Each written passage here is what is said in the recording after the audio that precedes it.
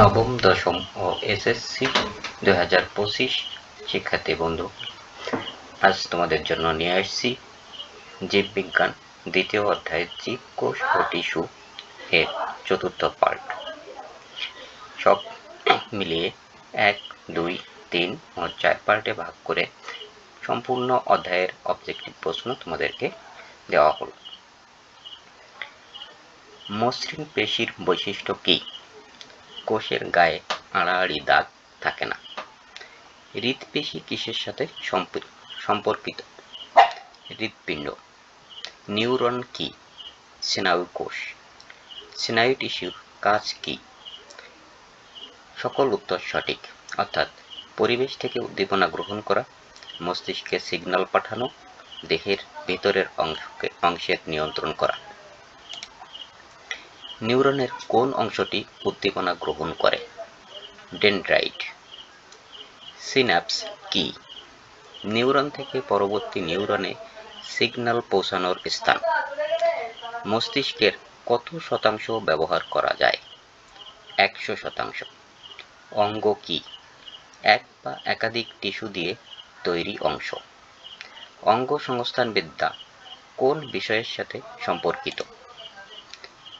সকল উত্তর সঠিক, অর্থাৎ বাহ্যিক অঙ্গ, অভ্যন্তরীণ অঙ্গ, অঙ্গের গঠন ও কাজ। পরিপাকতন্ত্রের কোন অংশ পরিপাক প্রক্রিয়া হয়? সকল উত্তর সঠিক। গলবিল, পাকস্থলী, লালার গ্রন্থি। স্নায়ু টিস্যুর প্রধান কাজ কি? পরিবেশ থেকে উদ্দীপনা গ্রহণ করা। কোনটি স্নায়ু কোষের অংশ নয়? গলবিল। নিউরন বিভাজন করার ক্ষমতা রাখে না, কারণ এতে কি অনুপস্থিত? সেন্ট্রিওল। সিন্যাপস কি? দুইটি নিউরনের মধ্যে সংযোগ। মস্তিষ্কের কোন অংশ স্নায়ু টিস্যুর মাধ্যমে স্মৃতি সংরক্ষণ করে? মস্তিষ্ক। যে তন্ত্র খাদ্য গ্রহণ, পরিপাক এবং অপাচ্য খাদ্য নিষ্কাশনের সাথে জড়িত তা কি? পরিপাকতন্ত্র। মানবদেহের শ্বসনতন্ত্রের অংশ নয় কোনটি? হৃৎপিণ্ড। জননতন্ত্রের প্রধান কাজ কি? নতুন প্রজন্ম তৈরি করা। ত্বকতন্ত্রের প্রধান কাজ কি? দেহের অভ্যন্তরের জলীয় অংশ সংরক্ষণ। প্রাণীদেহের যে গ্রন্থি থেকে হরমোন নিঃসৃত হয় তা কিভাবে প্রবাহিত হয়? রক্তের মাধ্যমে। অণুবীক্ষণ যন্ত্রের কোন অংশ লেন্স ধরে রাখে? নোজপিস। যৌগিক অণুবীক্ষণ যন্ত্রে সাধারণত কতটি অবজেক্টিভ লেন্স থাকে? 3টি। এটি দিয়ে অণুবীক্ষণ যন্ত্রের ফোকাসের সূক্ষ্ম সমন্বয় করা হয়। ফাইন অ্যাডজাস্টমেন্ট নব। কোন অংশটি অণুবীক্ষণ যন্ত্রের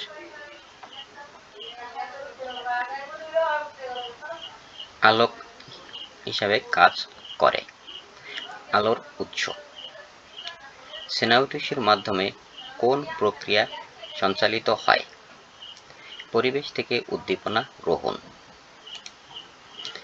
যে অঙ্গটি দেহের বাইরে আঘাত থেকে রক্ষা করে তা কি? ত্বক।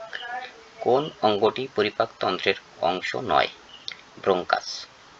মানবদেহের অঙ্গ ও তন্ত্রের অধ্যয়ন করা হয়। মানবদেহের কোন অঙ্গ অঙ্গ ও তন্ত্রের অধ্যয়ন করে? পাকস্থলী। অণুবীক্ষণ যন্ত্রের কোন অংশটি কোষ দেহে আলোর প্রতিফলন ঘটায়? আয়না। যৌগিক অণুবীক্ষণ যন্ত্রে ব্যবহৃত স্লাইডের উপরে কি স্থাপন করা হয়? দ্রষ্টব্য বস্তু। স্টেইনিং এর উদ্দেশ্য কি? কোষের অংশ চিহ্নিত করা। স্পাইট স্টেইনিং কি? কোষের কিছু নির্দিষ্ট অংশ রং করা।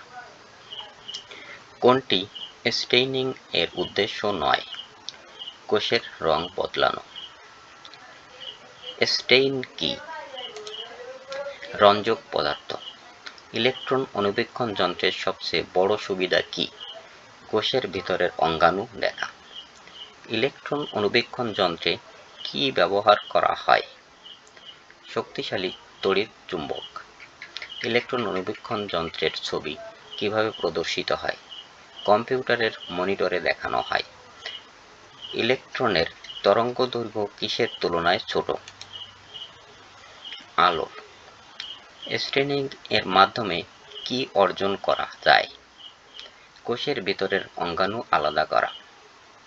ইলেকট্রন অণুবীক্ষণ যন্ত্রের সাহায্যে কি দেখানো সম্ভব? কোষের বিশেষ অঙ্গাণু। স্টেনিং করার সময় কি ব্যবহৃত হয়? রঞ্জক পদার্থ। ইলেকট্রন অণুবীক্ষণ যন্ত্রের কার্যক্ষমতার সীমা কি? কোষের ঝিল্লি এবং নিউক্লিয়াস দেখা।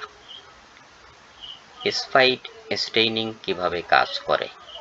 কোষের বিভিন্ন অংশে ভিন্ন রং প্রয়োগ করা। স্টেইনিং এর মাধ্যমে কোন ধরনের কোষ চিহ্নিত করা যায়? নির্দিষ্ট কোষ। কোন ধরনের অণুবীক্ষণ যন্ত্র ইলেকট্রনের তরঙ্গ ব্যবহার করা হয়? ইলেকট্রন অণুবীক্ষণ যন্ত্র। ইলেকট্রন অণুবীক্ষণ যন্ত্রের মাধ্যমে কোন পরিসরে বস্তু দেখা সম্ভব? খুব ছোট অঙ্গাণু। স্টেইনিং এর জন্য কোন ধরনের রঞ্জক পদার্থ ব্যবহার করা হয়? রাসায়নিক রঞ্জন। কোনটি স্টেইনিং এর উদ্দেশ্য নয়? কোষের ভিতর রঞ্জক প্রয়োগ করা। স্টেইনিং করার পর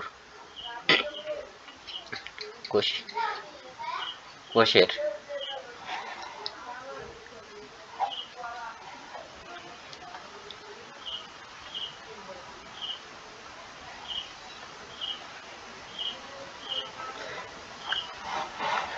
স্টেইনিং করার পর কোষের অন্তঃস্তর কিভাবে চিহ্নিত করা হয়?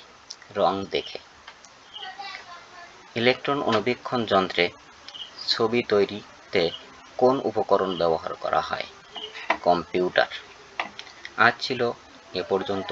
এর পরবর্তী অধ্যায়ের ভিডিও পাওয়ার জন্য চ্যানেলটি সাবস্ক্রাইব করে রাখুন এবং নোটিফিকেশন অন করে রাখুন যাতে সবার আগে পেয়ে যাও ভিডিওটি। সবাইকে ধন্যবাদ।